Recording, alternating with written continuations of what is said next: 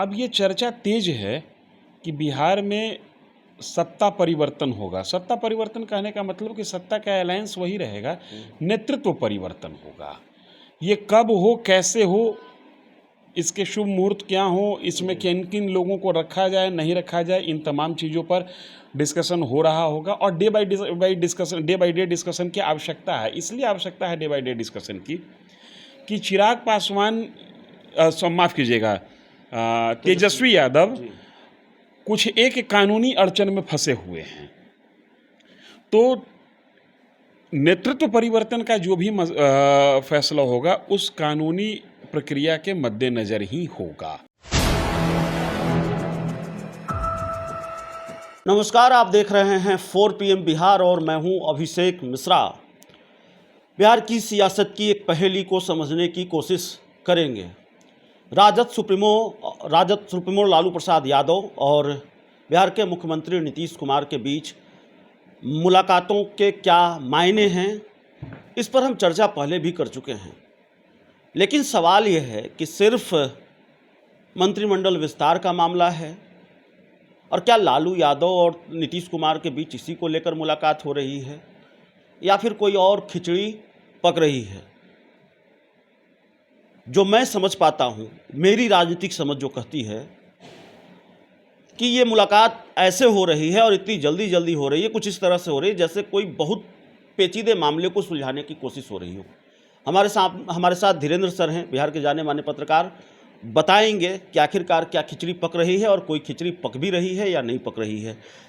क्या देख रहे हैं सर? लालू यादव ने कहा कि फिट हैं और फिट नज़र आते हैं अपने क्रियाकलाप से, दिल्ली पटना एक किए हुए हैं। नहीं, लालू प्रसाद यादव फिट हैं, इसमें कहीं कोई संदेह वाली बात नहीं है। और उनके एक्टिविटी से फिटनेस झलकता है और ये अच्छी बात है। स्वस्थ रहें, दीर्घायु हो, बिहार का नेतृत्व करें। अब जो आपका प्रश्न है, उस प्रश्न को 2 एंगल से देखा जा सकता है। एक तो राजनीतिक एंगल है। राजनीतिक एंगल ये है कि अब ये चर्चा तेज है कि बिहार में सत्ता परिवर्तन होगा। सत्ता परिवर्तन कहने का मतलब कि सत्ता का अलायंस वही रहेगा, नेतृत्व परिवर्तन होगा। ये कब हो, कैसे हो, इसके शुभ मुहूर्त क्या हो, इसमें किन किन लोगों को रखा जाए नहीं रखा जाए, इन तमाम चीज़ों पर डिस्कशन हो रहा होगा। और डे बाय डे डिस्कशन की आवश्यकता है। इसलिए आवश्यकता है डे बाय डे डिस्कशन की कि चिराग पासवान माफ़ कीजिएगा, तेजस्वी यादव कुछ एक कानूनी अड़चन में फंसे हुए हैं।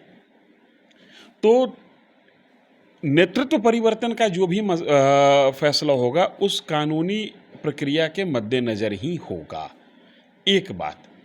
दूसरी बात ये कि बिहार के मुख्यमंत्री नीतीश कुमार जी को कथित महागठबंधन में या इंडिया नाम का जो विपक्षी एका बना है, ग्रुप बना है, उसमें कोई इनके लिए बड़ी भूमिका नहीं बन पाई है। तो अगर जब तक बड़ी भूमिका इनके लिए नहीं बनेगी तो इनको वैक्यूम में तो रखा नहीं जा सकता है। ये बेरोजगार तो रहेंगे नहीं। एक रोजगार इन्होंने स्वयं से उठाया है कि हम भाई विपक्षी एका की मुहिम चला रहे हैं। तो विपक्षी एका की मुहिम अब एक मुकाम पर है। 26 पार्टियां आपके साथ जुड़ गई और अब तो प्रक्रिया ये है कि इस ग्रुप को कैसे कैरी ऑन किया जाए, कौन कन्वेनर होगा, कौन प्राइम मिनिस्टेरियल फेस होगा, किस लॉजिक पर, किन मुद्दों पर हम जाएंगे, अब उस पर बात होनी चाहिए। ये बात होगा नेशनल, इसका जो मुंबई अधिवेशन होना है उसमें। लेकिन उसके पहले उस ग्रुप के अंदर ग्रुप बना के कैसे अपनी भूमिका और बड़ी भूमिका सुनिश्चित की जाए, इसके लिए भी बातचीत होती होगी। ये एक संभावना है। दूसरी संभावना ये है कि नीतीश कुमार, प्रशासनिक मुखिया तो नीतीश कुमार ही हैं। आपको याद होगा कि जुलाई जो है वो माना जाता है ट्रांसफ़र पोस्टिंग का, जून ट्रांसफ़र पोस्टिंग का समय माना जाता है, माफ़ कीजिएगा। राजद कोटे से मंत्री हैं आलोक मेहता, उनके डिपार्टमेंट में कई ट्रांसफ़र ऐसे थे जिसको 24 दिन बाद नीतीश कुमार ने रद्द कर दिया। रद्द करने से विभाग से लेकर आम जनता में मैसेज अच्छा नहीं जाता है और रद्द करने के बाद फ्रेश ट्रांसफ़र पोस्टिंग की लिस्ट अभी जारी नहीं की गई है। तो संभव है कि इस तरीके के विषयों पर भी बातचीत होती होगी। मैं ये बात इसलिए कह रहा हूँ कि लालू प्रसाद यादव का जो नेचर है कि वो डे बाय डे के एडमिनिस्ट्रेशन में हस्तक्षेप करते हैं।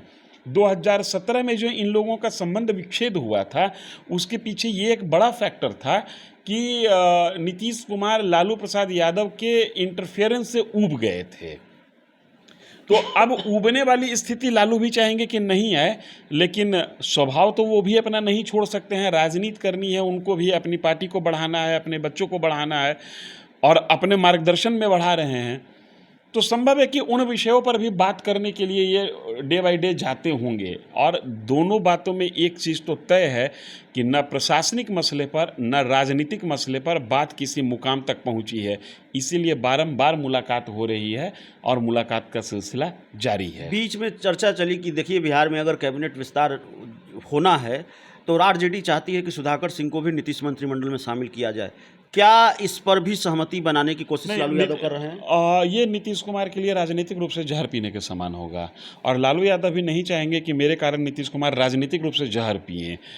सुधाकर सिंह नीतीश मंत्रिमंडल में शामिल होंगे, इसकी संभावना न के बराबर है। और अगर ऐसा होता है तो ये मान लीजिए कि नीतीश कुमार लालू प्रसाद यादव के सामने सरेंडर ही नहीं, फिर साष्टांग हो गए।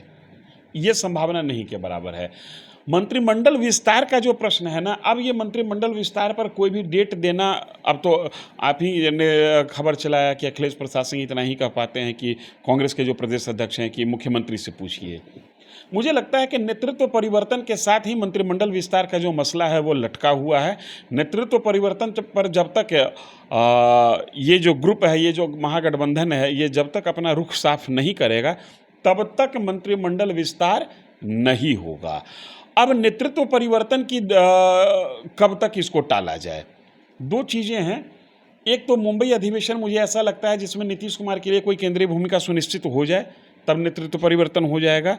और नहीं, दूसरा ये है कि जो तेजस्वी यादव के खिलाफ सीबीआई ने चार्जशीट दाखिल किया है वो चार्जशीट नल एंड वाइड हो जाए, चाहे उसमें उनको बेल मिल जाए। माने एक उनके कानूनी मसला में एक अस्थायित्व आ जाए, तब जाके मंत्रिमंडल विस्तार और नेतृत्व परिवर्तन पर बात आगे बढ़ेगी, अन्यथा आगे नहीं बढ़ेगी। अब जिसको ऊबना है, अखिलेश प्रसाद सिंह ऊब रहे हैं तो ऊबते चले जाएं, वो अपने केंद्रीय नेतृत्व पर गुस्सा निकालें, प्रदेश के लीडरशिप पर गुस्सा निकालें, कोई फर्क नहीं पड़ने वाला है। जिन दो महत्वपूर्ण व्यक्तियों को मंत्रिमंडल विस्तार पर फैसला लेना है, वो दोनों महत्वपूर्ण व्यक्ति इसी विषय पर जाके रुके हुए हैं।